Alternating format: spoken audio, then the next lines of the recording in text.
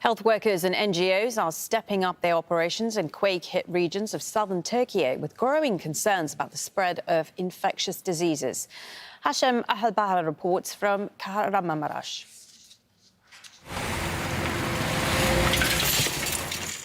A race against time to clear the rubble. Kahramanmaraş is among the regions hardest hit by earthquakes in southern Turkey.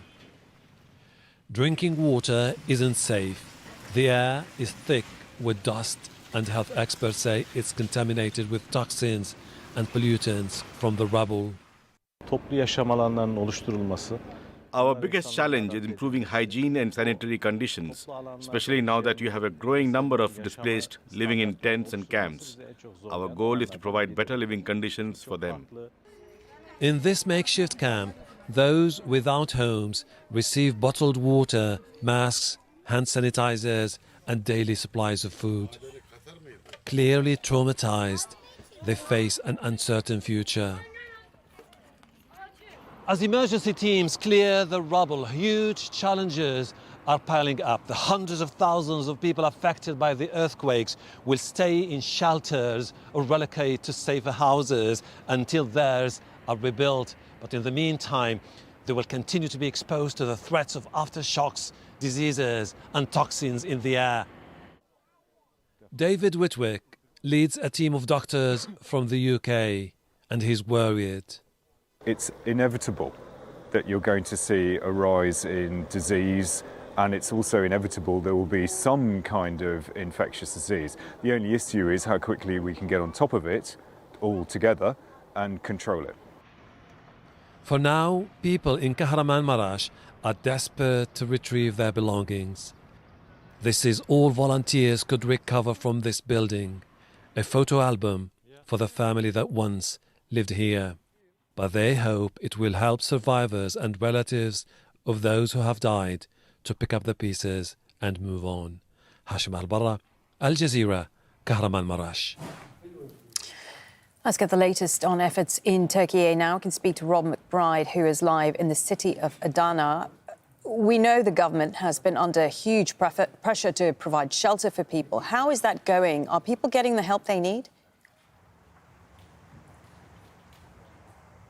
Yeah, that is the effort now to build these temporary container cities, as they're called, in the disaster-affected area. But there is also a growing awareness here about the problem of population displacement. You've had this disaster affecting literally millions of people, and it's estimated several million people have actually left this corner of Turkey for other parts of the country. Now, many of those people will have gone to the much bigger cities like Istanbul and Ankara, but a sizable proportion of people will have gone not that far away from their home provinces to places like here, Adana, on the edge of the earthquake zone, and also other cities further west down the coast, for example, the big port city of Mersin. Now, that is about the first big city you come to, which is considered safe, if you like. It's just outside of the earthquake zone. So it's estimated, and some of these estimates do vary, but it's reckoned that maybe several 100,000 people have suddenly arrived within the past couple of weeks, which is a big influx of people for a provincial city. So it's putting a real strain on resources in places like Mersin.